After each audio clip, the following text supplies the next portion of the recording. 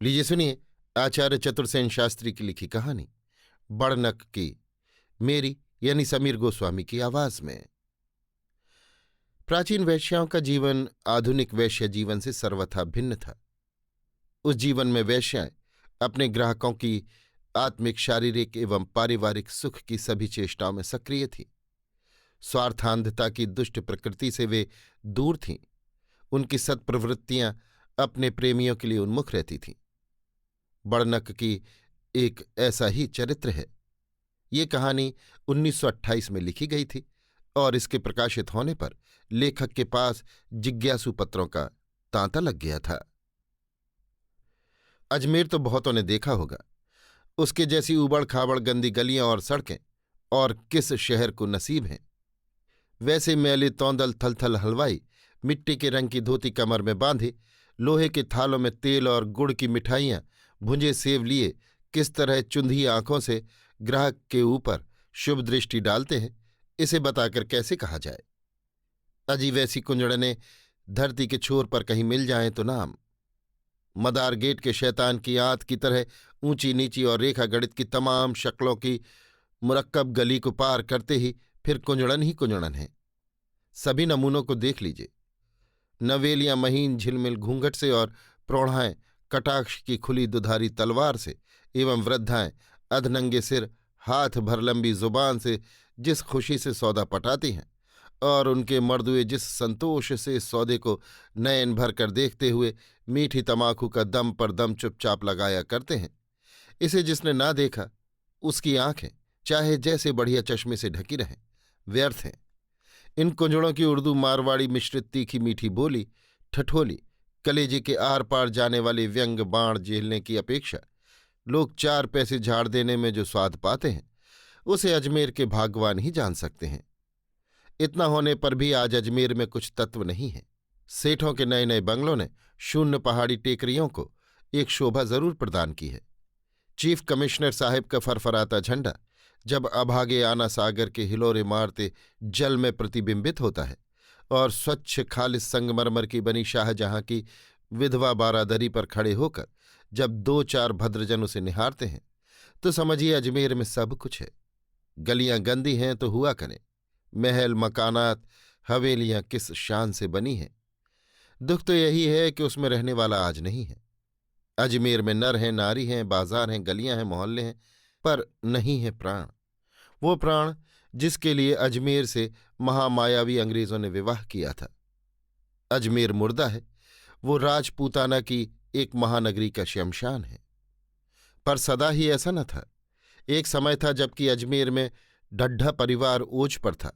सारे राजपूताने में इसकी तूती बोल रही थी। सूरत की आढ़त के द्वारा यूरोप तक उनकी हुंडी चलती थी। चांदी के बाजार में अमेरिका तक उनकी प्रामाणिकता थी। सेठ चांदमल छगनमल का नाम समस्त भारत के प्रमुख सेठों में था। सोनियों का आज जैसा दौर दौरा न था। अलबत्ता लढ़ा परिवार तब भी ओज पर था। सोनियों और लढ़ाओं में लाग डांट चलती रहती थी। गोटा और जवाहरात एवं हुंडी पर्चे की अजमेर एक भारत प्रसिद्ध मंडी थी। उस समय 800 दुकानें तो सिर्फ गोटे की थी। सन 57 के गदर के बाद अंग्रेजों ने अनुभव किया कि राजपूताना हमारी सबसे बड़ी ढाल है। साधारण प्रजा की अपेक्षा रईस और रजवाड़ी अधिक आसानी से हमारी गुलामी पसंद करेंगे। इसके सिवा इन्हें सर्वथा बधिया बनाए रखने ही में कल्याण है। इसलिए उन्होंने राजपूताने के लिए अपनी खास नीति निर्धारित की। खास खास सभी ठिकानों ने अंग्रेजों से संधियां कर ली थी। मारवाड़ ने नवीन संधि द्वारा अपने आप को ब्रिटेन की कृपा पर छोड़ दिया था। निदान अजमेर में अंग्रेजी साम्राज्य का सौभाग्य सिंदूर लाल बिंदु लगा दिया गया। अजमेर से संपन्न नगर उस समय था नहीं। इसके सिवा यदि वर्षा ठीक हो जाए तो कश्मीर को छोड़कर अजमेर की सुषमा को धारण करने वाला नगर भारत में नहीं। अजमेर कमिश्नरी बन गया। आज तक वो भारत के रजवाड़ों के प्रभु का स्थान है।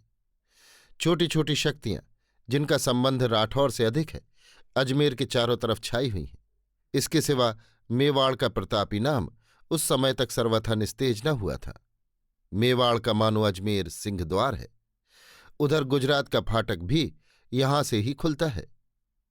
उन्हीं दिनों की बात है। लाखन कोठरी के इस तरफ जहां आजकल धान मंडी का मोड़ है, और इस समय जहां सड़े हुए अन्न की दुर्गंध सदा बनी रहती है तथा टूटी हुई सड़क और टूटी सी एक 2 मंजिला इमारत खड़ी है, वहां एक तिखंडा आलीशान महल था, जिसके द्वार पर सदैव श्रीमंतों और उमरावों की सवारियों का तांता बंधा रहता था। ये आलीशान महल एक वेश्या का था और उसका नाम था बड़नक्की। बड़नक्की अपने जमाने में समस्त राजपूताने में प्रख्यात वेश्या थी। उस समय वेश्याओं से संबंध रखना रईसों और उमरावों के लिए एक शान की बात समझी जाती थी। जातीय सुधारक युवक दल तब कहाँ था। खद्दर और स्वराज के नारे सोए पड़े थे। उत्थान और नवजीवन राजपूताने को त्याग चुका था। तब थी एक मूर्छा की बदमस्ती। उसमें समस्त मारवाड़ सो रहा था और प्रतापी ब्रिटेन का यूनियन जैक हवा में लहराकर उस बदमस्त सोते हुए मारवाड़ रसिया को ठंडे थपेड़ों से सुला रहा था। वैश्या और मद्य उस समय के जीवन की आवश्यक सामग्री थी। घर घर भट्टियां थीं और अनेक जाति की सुवासित मदिरा घरों में ही तैयार होती और पानी की तरह पी जाती थी। बड़नक्की की आयु 40 को पार कर गई थी। उसकी नाक अपेक्षाकृत कुछ बड़ी थी। उसी ने उसे इस नाम से प्रसिद्ध भी किया था। 40 वर्ष की आयु तक उसने बड़े बड़े घरवाले बड़े बड़े मार्के जीते, बड़े बड़े मूछ मरोड़ों को ढीला किया। सरदारों को भिखारी बनाना और सेठों के दिवाले निकलवाना बड़नक्की के बाएं हाथ का खेल था। प्रतिवर्ष सुंदर बालिकाएं देहात से संग्रह करके उन्हें पहनने ओढ़ने अदब कायदे की तालीम देकर रईसों और सेठों को बेचना उसके व्यापार का एक खास अंग था। श्रीमंत साहूकार और सरदारों को दूसरे धनपति मित्रों से कर्जा दिलाना, जायदाद गिरवी रखना, सुलह और विग्रह कराना, बड़े घराने की बहू बेटियों को अनायास ही उड़ा लेना बड़नक्की के व्यवसाय का विस्तार था। उसकी शाखाएं बीकानेर, जयपुर, उदयपुर, कोटा, बूंदी, जोधपुर आदि सर्वत्र फैली हुई थीं। इन सब धंधों में लाखों रुपयों की संपत्ति उसके पास उमड़ी चली आती थी। इस सघन व्यापार को करते बड़नक्की अपने यौवन का पूरा मोल तो ले लेवाकर प्रौढ़ा बनी थी, पर उसका धंधा वैसे ही जोरों पर था। 10-12 अनिंद सुंदरियां सभी नमूनों की उसके महल में सजी पुतलियों की भांति बनी रहती थीं। मारवाड़ का कोई भी रईस छेला उन ड्योढ़ियों में घुसकर बिना दिए और बिना छके बाहर न निकल सकता था। शीतकाल की संध्या थी। 7 बज चुके थे। धुंधला अंधकार सर्वत्र व्याप्त हो गया था। बड़नक्की स्नान उबटन करके बन ठन कर बैठी थी। उसका रंग गौरवर्ण, शरीर मांसल, त्वचा साफ और चमकीली, आंखें अनीदार, होठ उत्फुल्ल और खड़ी होने की धज निराली थी। स्वास्थ्य भी उसका खूब था। 40 वर्ष की उम्र होने पर भी उसमें सिवा कुछ स्थूलता उत्पन्न हो जाने के उसके रूप में अंतर नहीं पड़ा था। वो एक हल्की दुलाई ओढ़े हुक्के की नली मुंह में दबाए गद्दे पर मसनद के सहारे बैठी थी। नौकर चाकर बड़े यत्न से कमरे को सजा रहे थे। रंगीन हांडियों में काफूरी बत्तियां जल रही थीं। धीमी और सुगंधित वायु से कमरा महक रहा था। सब कुछ ठीक ठाक करके उसने नौकर को आवाज देकर कहा, वसंती यदि कपड़े बदल चुकी हो तो उसे जरा यहां भेज दो। वसंती ने सहमते सहमते कमरे में प्रवेश किया। बड़े दुलार से बड़नक्की ने कहा, बेटी देखो, इस पोशाक में तुम कितनी अच्छी लगती हो, पर देखो बंडी इस तरह नहीं पहना करते। तुमने तमाम गर्दन और कान ही ढक लिया। वाह, ये कैसा भद्दापन है। सिर का पल्ला जरा पीछे रखा करो। घूंघट का इस घर में काम नहीं। और हाँ देखो, वो मेरा कश्मीरी नया शाल निकाल लो, वो तुम्हारा हुआ। पर इतनी सुस्त क्यों हो? क्या पराए घर हो? घर तो तुम्हारा है। खुश रहो, खाओ, खेलो, मौज करो। औरों को नहीं देखती क्या? अच्छा देखो, उस मसनद पर बैठो तो सही। नहीं, इस तरह नहीं। सिकुड़ती क्यों हो? हाँ, अब ठीक है। अच्छा, जरा इस बोतल और गिलास को तो उठा ला। बालिका ने विनम्र भाव से बोतल गिलास बड़नक्की के सामने धर दिए। बड़नक्की ने अधिकार के स्वर में कहा, गिलास भरो बेटी। बालिका ने गिलास भरा। बड़नक्की ने उसे हाथ में लेकर पी लिया और कहा, एक गिलास तुम भी पियो। जी नहीं, मैं नहीं पिया करती। ये क्यों? तुम्हारे ठाकुर साहब तो सदा पीते हैं। जी हां, पर मैं नहीं पीती। पगली बेटी, ऐसी नियामत पिए बिना रहा जा सकता है? बड़नक्की ने गिलास भरा, बालिका के होठों से लगा दिया। बालिका पी गई। इसके बाद बालिका को प्यार से चूमकर बड़नक्की ने कहा, वसंती, तुम किसी दिन बड़ा नाम कमाओगी। अच्छा, अब काम की बात सुनो। देखो, ये कसबन का घर है, अपना अपना कर्म, अपना अपना धर्म। मैं चाहती हूं कि किसी लखपति को तुम्हें सौंपकर तुम्हें खुश देखूं। अभी जो सरदार आने वाले हैं, अजमेर तो क्या, मारवाड़ में उनके सा सुंदर जवान नहीं है। कैसे माँ के जवान है कि वाह! उम्र भी 20-21 की इतनी ही है। रंग जैसा कुंदन का, वाणी जैसे फूल बरसते हैं, दांत जैसे मोती, छरहरा बदन, कैसा प्यारा जवान है। तुझे बेटी उनकी सब तरह खातिर करनी होगी। लजाने शर्माने से काम नहीं चलेगा, समझी? अच्छा, ऊपर जाकर देखा, नाश्ता और खाने पीने का सब सामान तैयार है ना? पर देखना, जो वे बहुत इसरार करें तो पी लेना। ज्यादा नानू इन रईसों को पसंद नहीं। जाओ, उस कमरे में शराब, गिलास और नाश्ता सब ठीक ठीक चुनवा दो। बालिका नीची गर्दन किए सुनती रही और फिर धीरे से चली गई। बड़नक्की ने उसकी ओर देखा और धीरे धीरे सिर हिलाकर मुस्कुराई। इतने में एक सेवक ने चिट्ठी लाकर दी। उसमें लिखा था, प्रिय, खेद है मैं ना आ सकूंगा। आज तुम्हारी बात रखना असंभव है। ऐसा भी विश्वास नहीं होता कि फिर कभी तुमसे मुलाकात होगी। बहू जी आ गई हैं और उनकी पवित्रता, भोलापन और सौंदर्य देखकर मैंने मन में कुकर्म त्यागने और चरित्र सुधारने का दृढ़ संकल्प कर लिया है। कृपा कर अब उस भोली मूर्ति को दिखाकर ही मुझे लालच में न फंसाना। मैं तुम्हारा प्रतिपालन वैसे ही करता रहूंगा, पर देखना, ऐसा काम कोई न करना कि मेरा नाम तुम्हारे घर के साथ लिया जा सके। ये स्वप्न में भी न सोचना कि मैं तुमसे नाराज हूं। तुम्हारे द्वारा जीवन में जो सुख मिला है वो जीवन में कभी भूलने की वस्तु नहीं। अब से हम दोनों विशुद्ध मित्र रहे। प्रिय, विदा। पत्र बड़नक्की के हाथ से गिर गया। उसने पत्र से ज्यों ही दृष्टि उठाई, दासी ने सेठ को सम्मुख ला खड़ा किया। बड़नक्की हड़बड़ाकर उठ बैठी और बोली, उफ, आज इतने दिन बाद अचानक पधारे। हमारे अहोभाग्य। मैं तो समझी हुजूर ने मुझे भुला दिया। कमला ने कितनी बार याद किया। मैंने कहा, बेटी सब्र कर, रईस कब किसके होते हैं। यहां तो एक आते और एक जाते हैं, पर सुनती ही नहीं, तभी से उदास रहती है। मैंने सोचा कि आपको लिखूं, पर कुछ सोच कर रह गई। हाँ, ये तो कहिए, हुजूर का मिजाज तो अच्छा है। बहुत अच्छा हूं। मैं जोधपुर चला गया था। एक गंभीर मामला हो रहा है। अब तुमसे तो कुछ छिपा नहीं है। खानदान को तो तुम जानती ही हो। अब या तो अजमेर में वे नहीं या मैं नहीं। मैंने वो हाथ धरा है कि कल 10 बजे दुनिया जानेगी कि सेठ का टाट उलट गया। बड़नक्की ने पास खसक कर कहा, आखिर तुमने ऐसी कारस्तानी क्यों की? कुछ सुनूं भी? मुझसे क्या छिपा रहे हो? सभी धंधे तो मेरी मार्फत होते हैं। ये धंधा कुछ और ही है। धीरे से, कल 50 लाख की हुंडियों का भुगतान सेठ जी को करना पड़ेगा। मुस्कुराकर, हुंडियां ये जेब में पड़ी हैं, वहां रुपया है नहीं। मैं जोधपुर, बीकानेर, जयपुर सभी जगह से उनकी हुंडियां खरीद लाया हूं। बड़नक्की ने मन का भाव दबाकर कहा, गजब करोगे। खैर, तो ये कहिए कि सैकड़ों वर्ष के पुराने घराने को बर्बाद कर देंगे? आपने बड़ा भारी परिश्रम किया। क्या पूछती हो? कई महीने दौड़ धूप करनी पड़ी है। नहीं तो क्या मैं बिना आपके और कमला के रह सकता था? हाँ, कमला कहाँ है? 8 दिन के लिए जयपुर भेज दिया है। बड़ी उदास रहने लगी थी। वाह, ये तो बुरी सुनाई। क्यों, कमला न सही, मैं तो हाजिर हूं। आप अपनी जगह और कमला कमला की जगह है। मेरे पास एक ही कमला नहीं है। क्षण भर में वसंती ने कमरे में प्रवेश किया। एक अपरिचित अधेड़ व्यक्ति को देख वो ठिठक रही। ओस के भीगे हुए गुलाब की कांति के समान लज्जा की लाली और सौंदर्य के निखार का साथ साथ उद्गम देखकर कामुक सेठ सकते की हालत में हो गए। बड़नक्की ने कहा, बेटी संकोच न करो, अभी तो मैं तुमसे इनका जिक्र कर रही थी। आपको ऊपर ले जाओ, खातिर तवाज़ा करो। बालिका चुपचाप खड़ी रही। इसी अधेड़ पुरुष की रूपरेखा क्या उस तरह बयान की गई थी? पर अभागिन वेश्या की लड़की को ये सोचने का क्या अधिकार? उसने एक ही क्षण में देख लिया कि ये पुरुष न सुंदर है न सुडौल, बल्कि एक 40 साला अधेड़ मोटा बदरंग आदमी है। उसके होंठ घृणा से सिकुड़ गए।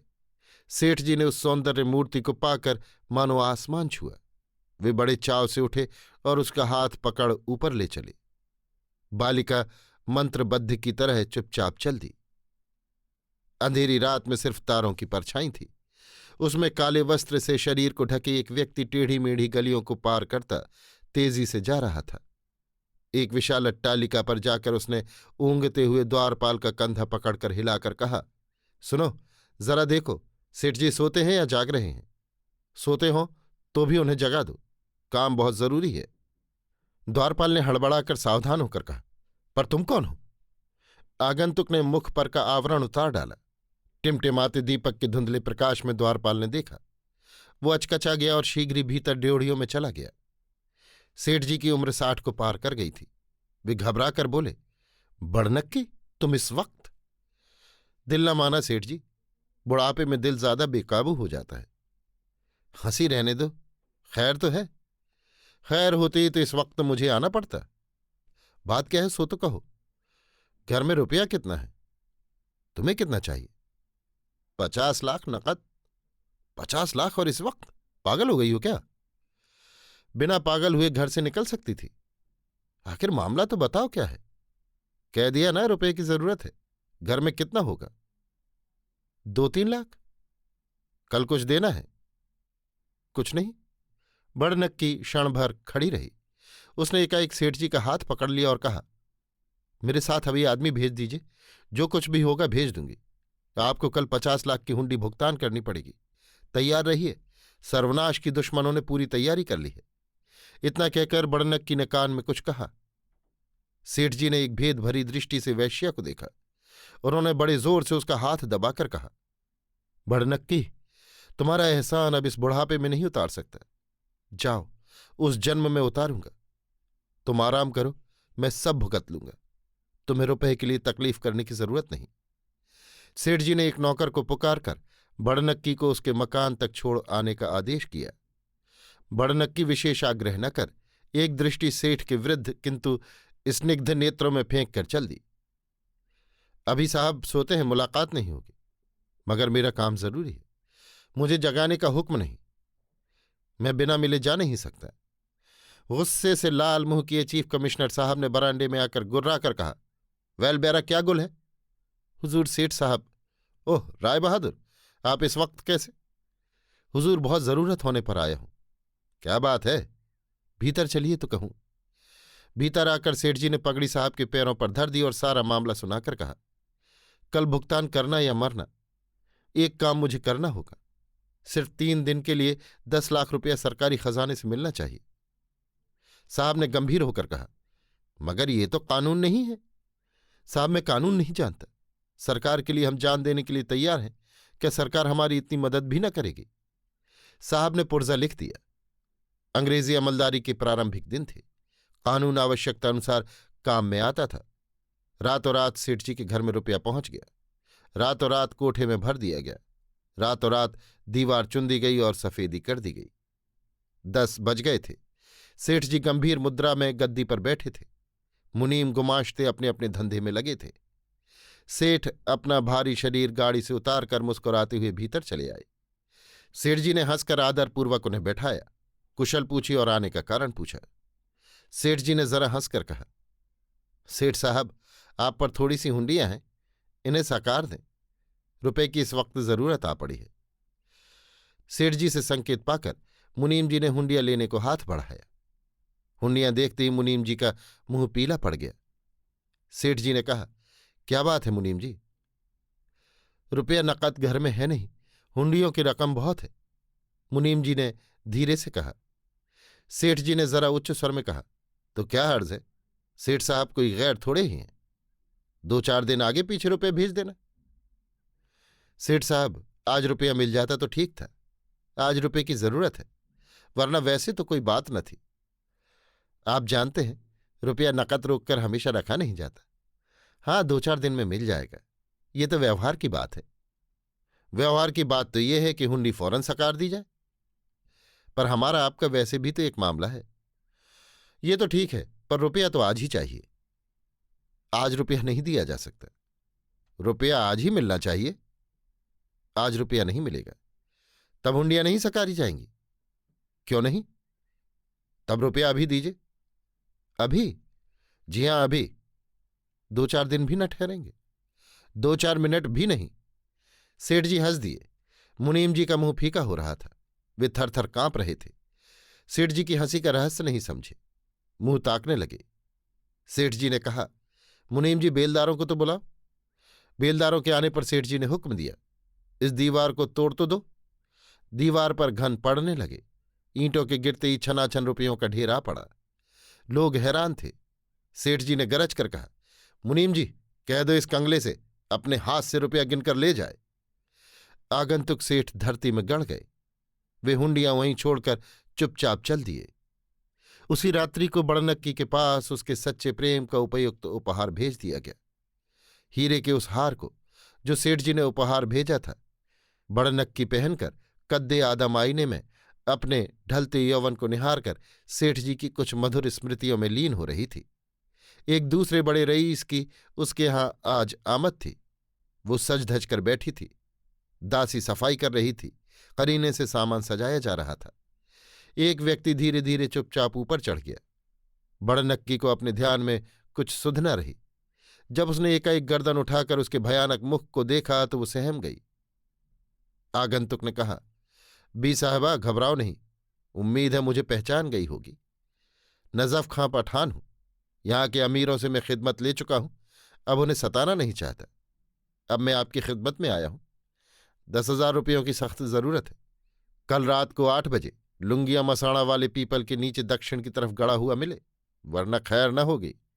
अच्छी तरह समझ लो, लुंगिया मसाणा के पीपल के नीचे दक्षिण की तरफ रात को 8 बजे तक। समझी? मैं तुम्हें हरगिज तकलीफ न देता, पर क्या करूं, बात ही ऐसी आ पड़ी है। अब ज्यादा फुर्सत की बात नहीं, मैं जा रहा हूं। ये कहकर वो बिना उत्तर पाए ही गदगद करके जीने से उतर गया। बड़नक्की सहमी रह गई। नजफ खां पठान कौन था?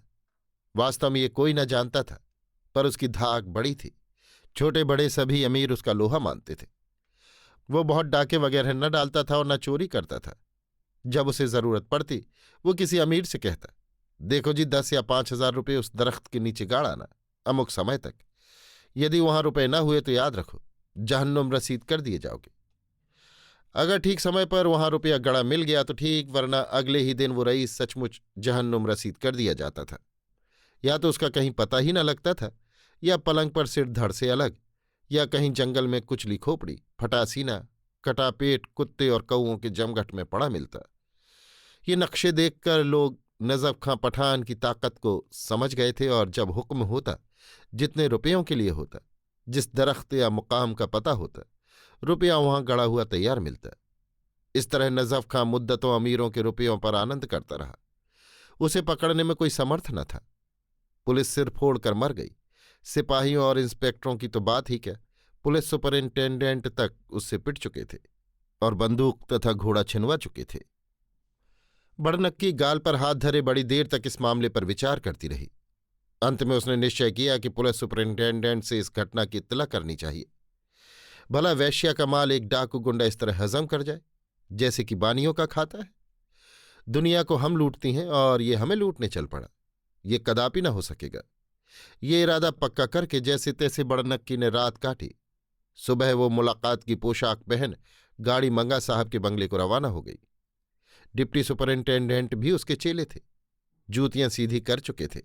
खबर पाते ही फौरन बाहर निकल आए। मुलाकात के कमरे में ले गए और खैरियत पूछने लगे। बड़नक्की, हुजूर खैरियत कहाँ? वो मुआ नजफ खां कल आया था, कह गया है कि या तो 10,000 कल मसाणिया पीपल के नीचे रखाओ, नहीं तो खैर नहीं। और उस बदमाश से कुछ बईद भी नहीं है। वो जरूर मुझे मार डालेगा अगर रुपए न गए तो। और आप देखते हैं रुपए मुझ गरीब के पास कहाँ हैं। गनीमत है, खुदा का शुक्र है। तिस पर बीच ही में डिप्टी साहब बोल उठे, बी साहिबा रुपए पैसे की तो आपके पास कुछ कमी नहीं है, मगर वो क्या ऐसे बदमाशों के लिए है? आखिर आपने भी तो उसे अपना तन बदन दिखाकर किन किन मुश्किलात से पैदा किया है। वो क्या इस तरह बर्बाद करने के लिए? ऐसा हरगिज नहीं हो सकता। बड़नक्की ने जरा झेंप कर कहा, हाँ हाँ हुजूर परवर, यही तो मैं अर्ज कर रही थी। मगर हमारी ऐसी कमाई, अगर वो कुछ भी हो तो क्या इन बदमाशों के लिए है? हरगिज नहीं। हुजूर इसका कुछ बंदोबस्त तो करना ही चाहिए, वरना मैं मारी जाऊंगी। डिप्टी साहब कुछ सोचकर बोले, बेशक अच्छा, आप मेरे साथ सुपरिंटेंडेंट साहब के बंगले पर चलिए। उनकी जैसी राय होगी वैसा बंदोबस्त कर दिया जाएगा। वो बदमाश मुद्दत से पुलिस को झांसा दे रहा है। अच्छी बात है, देखा जाएगा। चलिए, आपकी गाड़ी तो बाहर है ना। डिप्टी साहब कोट पैंट से लैस होकर और हैट सिर पर रखकर सुपरिंटेंडेंट साहब के बंगले की तरफ चले। चपरासी ने फौरन खबर दी और साहब ने डिप्टी साहब को भीतर बुला लिया। साहब: हेलो मिस्टर सिन्हा, आज क्या खबर है? डिप्टी: हुजूर, और तो सब ठीक है, मगर आज वो मशहूर बदमाश नजफ खां फंसने वाला है।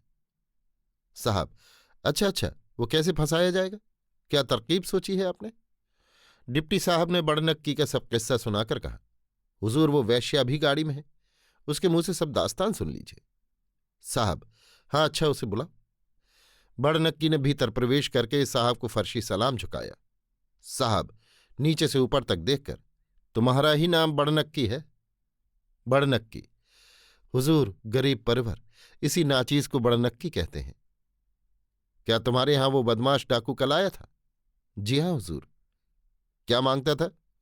हुजूर, 10,000 रुपये लुंगिया मसाड़ा के पीपल के नीचे आज रात को 8 बजे तक दबा देने के लिए कह गया है। अगर उस वक्त तक वे रुपए वहां नहीं पहुंचे तो वो जरूर बिलजरूर मेरा खून कर देगा। कल ही मेरे मकान में घुस जाएगा, जिंदा न छोड़ेगा। हाँ, ऐसा? बड़नक्की: हाँ हुजूर, गरीब परवर। साहब: अच्छा, डरने की कोई बात नहीं। वेल डिप्टी साहब, अभी पुलिस का पूरा दस्ता इसके मकान पर चुपचाप लगा दो और मैं कमांडिंग ऑफिसर अजमेर और एजीजी को लिखकर कुछ फौजी सिपाही भिजवाए देता हूं। 500 की जमात काफी होगी क्यों? डिप्टी: बेशक हुजूर, 500 काफी है, मैं सब ठीक कर लूंगा। साहब: मगर देखो, मकान पर घेरा उस वक्त डाला जाए जबकि वो मकान में घुस जाए। डिप्टी: जो हुक्म। साहब: वेल डिप्टी साहब, सलाम। ढड्ढों के घर में आज बहार थी। कंवर साहब की सगाई चढ़ रही थी। हाथी घोड़े रथ मझोलियों का तांता लग रहा था। शहनाई बज रही थी। बड़नक्की की तबीयत ठीक न थी। उसने बहुत बहुत माफी मांगी थी, मगर उसकी अप्सरा वसंती महफिल में दिप रही थी। हीरों और मोतियों से खचाखच पेशवाज पहनकर वो अतुलनीय सुंदरी दिख रही थी। फिर भी वैश्या की दृष्टि अभी उसमें नहीं पैदा हुई थी। वो इतनी भीड़ में संकोच के मारे मरी जा रही थी। कुछ गाने के बाद ज्यों ही वो बैठने लगी, एक नौकर ने उसके कान में कुछ कहा। वसंती वहां से दूसरे कमरे में चली गई। कमरे में एक सुंदर युवक अकेला बैठा था। उसने दौड़कर वसंती का आलिंगन किया। उसने गदगद कंठ से कहा, वसंती, मैं नहीं जानता तुम्हें मेरा ये व्यवहार पसंद होगा या नहीं। सुना है वेश्याओं को धन पाकर अपना शरीर चाहे भी जिसे अर्पण करने में जरा भी संकोच नहीं होता, पर उस तरह नहीं। मैं सच्चे दिल से तुम पर मुग्ध हूं। अगर मेरा वश होता तो मैं तुमसे ब्याह करता, पर क्या परमेश्वर के सम्मुख तुम मुझे पति समझ सकती हो? ठहरो, मैं शपथ खाता हूं कि मैं ऐसा समझूंगा, मगर तुम कह दो, फिर मैं लोक लाज की परवाह नहीं करूंगा। वसंती विह्वल हो गई। इस एकाएक आक्रमण को वो सह गई। उसने मदभरी आंखों से एक बार युवक को देखा, फिर खेद और विषाद ने उसे अवनतमुखी बना दिया। युवक ने उसे बैठाकर पूछा, वसंती, मैंने सुना है कि तुम वैश्या की पुत्री नहीं हो, क्या ये सच है? कुंवर साहब, मैं वैश्या हूं। आप दिल बहलाओ चाहे जिस तरह मेरे साथ कर लें, मुझे उज्र नहीं। मेरा वैश्य शरीर उज्र कर ही नहीं सकता। फिर आपके प्रति तो मन भी खिंचता है, परंतु कृपा कर प्रेम की बात ना कहें। भगवान आपकी उम्र बढ़ावे। आपका विवाह अभी हुआ है। आप बड़े घर के नौनिहाल हैं, बहू जी देवी हैं। वे आपके लिए पुत्र रत्न जनेंगी। आप मेरी जैसी अपवित्र नारी के लिए ये सब सौभाग्य छोड़ देंगे? आप जैसा विवेकी। वसंती कह रही थी। युवक भौचक सुन रहा था। वो सोच रहा था, ये वैश्या है या कोई महान देवी। उसने उसका हाथ पकड़कर कहा, वसंती, मैं अपना संदेश कितनी ही बार भेज चुका हूं। आज मैंने मिलने का सुयोग पाया। तुम यदि मुझे वचन न दोगी तो मैं मर जाऊंगा। जल्दी करने को मैं नहीं कहता। मैं कल तुमसे उत्तर लेने को आऊंगा। ओह, अब तुम बाहर जाकर मेरे लिए सितार पर एक गत तो बजा देना। और देखो, कुछ और न समझकर, केवल यादगार के तौर पर ये तो तुम्हें लेनी पड़ेगी।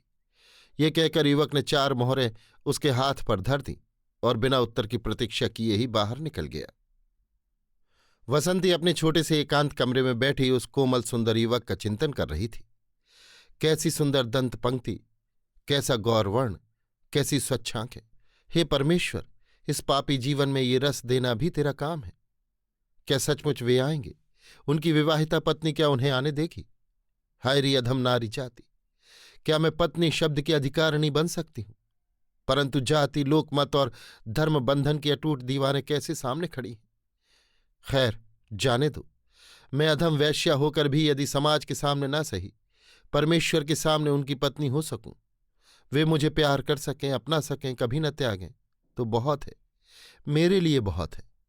इतना कहकर उसने वक्षस्थल पर यत्न से छिपाई हुई वे चारों मोहरें निकालकर हाथ में ले ली, उन्हें बार बार चूमा और फिर वो उनको छिपाने के यत्न में एक बार कमरे के चारों ओर देख गई। उसने उन्हें पलंग के चारों पायों के नीचे छिपा दिया। अभी वो ये सब काम करके निश्चिंत भी न हुई थी कि सीढ़ियों पर पदध्वनि सुनकर चौंकी। उसके रक्त की एक एक बूंद नाचने लगी। वो मन ही मन बोली, अभी से आ गए? अभी तो आधे घंटे का समय हुआ है। क्या उन्हें भी मेरे समान चैन नहीं पड़ता? ओह! वो आनंद से विवल हो गई। परंतु ये क्या? उसने दृष्टि उठाकर अंदर प्रवेश करते हुए आगंतुक को देखा। एक भीमकाय बलिष्ठ अधेड़ पुरुष सामने खड़ा है। खून के समान नेत्र जल रहे हैं। घनी काली दाढ़ी के भीतर कुटिल ओष्ठ स्तब्ध दांतों से चिपक रहे हैं। भय से वसंती की चीख निकल गई। वो उठ खड़ी हुई और दीवार से चिपक गई। आगंतुक ने आगे बढ़कर कहा, डरो मत, मैं तुमसे प्रेम करने आया हूं, तकलीफ देने नहीं। बैठ जाओ, शराब की बोतल और गिलास आ रहे होंगे। मैं नीचे तुम्हारी लायक अम्मा से कह आया हूं। वो सितार उठा लो, एक आध गत बजाओ, एक आध चीज सुरीले गले से गाओ। मैं कुछ देर यहां तफरीह करूंगा, क्योंकि आज मेरी तबीयत नासाज है। तुम्हारी अम्मा जान ने मेरे साथ सलूक तो बुरा किया है, मगर उसका बदला उसी को दिया जाएगा, तुमको नहीं। तुम्हारा जैसा सलूक मेरे साथ होगा, वैसा मेरा तुम्हारे साथ होगा। उसे भी मैं माफ कर दूंगा, क्योंकि उसने आध घंटे में वादा पूरा करने को कहा है। आध घंटा मैं तुम्हारी सोहबत में सर्फ करूंगा। तुम्हारे गाने बजाने और रूप की तारीफ वो साला बनिए का बच्चा करता था, जिसे मैंने कल हलाल कर दिया है। देखता हूं, देखने में बुरी नहीं हूं। इतना कहकर वो दुर्दांत डाकू एकाकी वसंती के सिर पर आ खड़ा हुआ और उसकी कमर में हाथ डालकर उसे अधर उठा लिया। इसके बाद धीरे से फर्श पर रखकर खिलखिलाकर कहने लगा, खुदा की कसम, तुम फूल के बराबर हल्की हो, नाजुकी तुम पर खत्म है। ओह, तुम वाकई एक प्यारी चीज हो। लो, ये कबूल फरमाओ। इतना कहकर उसने जेब से मुट्ठी भर अशर्फियां उसके ऊपर उड़ेल दी। वसंती को होश न था, मानो किसी विषधर काले सर्प ने उसे जकड़ लिया हो। वो बेंत की तरह कांपने लगी। उसके होंठ नीले पड़ गए। उसने अशर्फियां छुई भी नहीं, वो कुछ बोली भी नहीं। डाकू बैठ गया और घूर घूर कर उसे देखने लगा। वसंती का भय कुछ कम हुआ। वो साहस बटोर कर बोली, मेरी तबीयत इस वक्त खराब हो गई है, अगर आप मुझे माफ कर दें तो बड़ा एहसान हो। वैसे मैं भी इस वक्त हुजूर की खिदमत के लायक नहीं। बेवकूफ, तू सिर्फ मुझसे डर गई है, मगर मैं तो पहले ही कह चुका हूं कि तेरे साथ कोई बुरा सलूक नहीं किया जाएगा। तुम्हारा फर्ज है तुम मुझे खुश करो। तुम्हारा नजराना मैं पहले ही दे चुका हूं।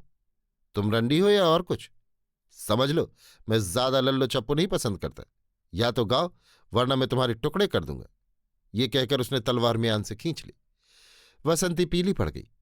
उसके मुंह से बात न निकली। वो सकते की हालत में डाकू का मुंह देखती रही। डाकू ने तलवार धरती पर फेंक कर चीते की तरह झपट कर और उसे उठाकर भरपूर जोर से पलंग पर फेंक दिया। उसका इरादा पाशविक था, परंतु इसी समय बहुत से मनुष्यों का शोर सुनकर वो चौंका। उसने खिड़की का पर्दा उठाकर देखा। सैकड़ों पुलिस और फौज के सिपाहियों ने मकान घेर रखा है। उसने दांत मिसमिसाकर कहा, उफ, दगा दगा। इतना कहकर उसने सिंह की तरह हुंकार भरी। बिजली की तरह लपक कर उसने बालिका के शरीर पर के आभूषण उतार लिए। इसके बाद वो आंधी की तरह कोठरी से बाहर निकल गया। जीना भीतर से बंद किया। बड़नक्की उसे देखकर थर थर कांप रही थी। मीरासी और नौकर दीवारों से चिपक रहे थे। उसने रस्सी से सबको जकड़ दिया और मकान की तलाशी लेनी शुरू की। रुपया, पैसा, जेवर जो मिला गांठ बांधी। सब संदूक तोड़ डाले। जड़ाऊ जेवर और जवाहरात कब्जे में किए। बांध बूंद कर वो छत पर चढ़ गया। इसके बाद उसने तेज आवाज में डिप्टी सुपरिंटेंडेंट को लक्ष्य करके कहा, आदाब अर्ज है डिप्टी साहब। डिप्टी साहब, अब आप नीचे तशरीफ ले आइए, आदाब कॉर्निश सब यहीं हो जाएगा। डाकू, आप ही आए हैं? हमारे साले साहब बेजबर यानी मेजर वेजबुट पुलिस सुपरिंटेंडेंट भी हाजिर हैं। वे भी हैं जनाब। अब आप जरा जल्दी इधर तशरीफ ले आइए, सभी लोग आपकी तवाज़े के लिए मुंतजिर खड़े हैं। बहुत अच्छा, ये लीजिए। ये कहकर उसने एक बड़ा सा टोकरा, जो कूड़ा कचरा, राख, टूटी चिमनी आदि से भरा छत पर धरा था, झपाक से उठाकर सुपरिंटेंडेंट के सिर पर पटक दिया। सिपाही लपके, परंतु नजफ खां सोए पाकर दूसरी तरफ कूद कर 9-2-11 हुआ। डिप्टी साहब ने मकान में घुसकर देखा। बड़नक्की मकान में टुकड़े टुकड़े हुई पड़ी है, खून में घर डूब रहा है। नौकर चाकर दाई आदि बंधे खड़े हैं और नजफ खां का पता नहीं। आज तक वो बेपता है। बड़नक्की के कुछ श्रीमान मित्र अभी जिंदा हैं। वे जब अपनी जवानी के उन रसीले गुप्त दिनों की याद करते हैं तो उनकी सफ़ेद मूछों में हास्य की रेखा दौड़ जाती है, और जब वे लाखन कोठरी में सड़क के नुक्कड़ पर पहुंचते हैं जहां बड़नक्की की वो रहस्यमय हवेली थी, तब एक ठंडी सांस छोड़ते हैं। नजफ खां सुना गया अजमेर में ही उसके बाद शांत जीवन व्यतीत करता रहा और हाल ही में उसकी मृत्यु हुई। वो दरगाह शरीफ के पीछे एक गली में तस्बीह लिए चुपचाप पड़ा रहता था। अभी आप सुन रहे थे आचार्य चतुर्सेन शास्त्री की लिखी कहानी बड़कन की, मेरी यानी समीर गोस्वामी की आवाज में।